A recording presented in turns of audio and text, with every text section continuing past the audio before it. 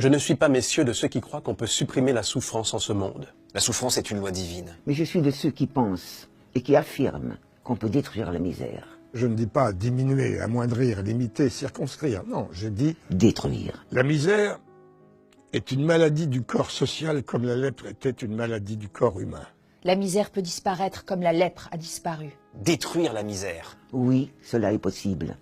Les législateurs et les gouvernants doivent y songer sans cesse. Car en pareille matière, tant que le possible n'est pas fait, le devoir n'est pas rempli. La misère, messieurs. Voulez-vous savoir jusqu'où elle est, la misère? Jusqu'où elle peut aller, jusqu'où elle va. Je ne dis pas en Irlande. Je ne dis pas au Moyen-Âge. Je dis en France. Je dis à Paris. Et au temps où nous vivons, Il y a dans Paris, dans ces faubourgs de Paris que le vent de l'émeute soulevait naguère si aisément, il y a des rues, des maisons, des cloaques, où des familles entières vivent pêle-mêle, hommes, femmes, jeunes filles, enfants. Ayant pour lit, ayant pour couverture, j'ai presque dit pour vêtements, Que des monceaux infects de chiffons en fermentation, ramassés dans la fange du coin des bornes. Espèce de fumier des villes, où des créatures s'enfouissent, toutes vivantes. pour échapper au froid de l'hiver. Voilà un fait. En voulez-vous d'autres? Ces jours-ci, un malheureux homme est mort de faim. Mort de faim à la lettre. Et l'on a constaté après sa mort qu'il n'avait pas mangé depuis 6 jours. voulez-vous quelque chose de plus douloureux encore? Le mois passé, pendant la recrudescence du choléra, On a trouvé une mère et ses 4 enfants qui cherchaient leur nourriture dans les débris immondes et pestilentiels des charniers de Montfaucon. Eh bien, messieurs, je dis que ce sont là des choses qui ne doivent pas être. Je dis que la société doit dépenser toute sa force, toute sa sollicitude, toute son intelligence, toute sa volonté. pour que de telles choses ne soient pas. Je dis que de tels faits, dans un pays civilisé, engagent la conscience de la société tout entière. Que je m'en sens, moi qui parle, complice et solidaire. Et que de tels faits ne sont pas seulement des torts envers l'homme, que ce sont des crimes envers Dieu.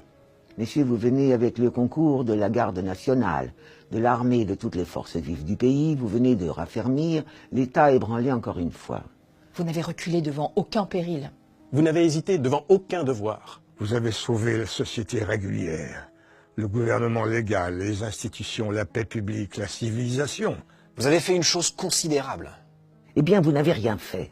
Vous n'avez rien fait, j'insiste sur ce point. Tant que l'ordre matériel raffermi n'a point pour base l'ordre moral consolidé. Vous n'avez rien fait tant que le peuple souffre. Vous n'avez rien fait tant qu'il y a au-dessous de vous une partie du peuple qui désespère.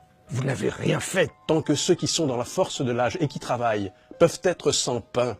Tant que ceux qui sont vieux et ont travaillé peuvent être sans asile. Tant que l'usure dévore nos campagnes. Tant qu'on meurt de faim dans nos villes. Vous n'avez rien fait. Rien fait. Tant que dans cette œuvre de destruction et de ténèbres qui se continue souterrainement, L'homme méchant a pour collaborateur fatal. L'homme malheureux.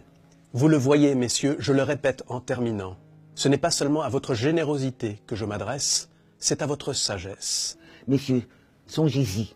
C'est l'anarchie qui ouvre les abîmes, mais c'est la misère qui les creuse. Vous avez fait des lois contre l'anarchie.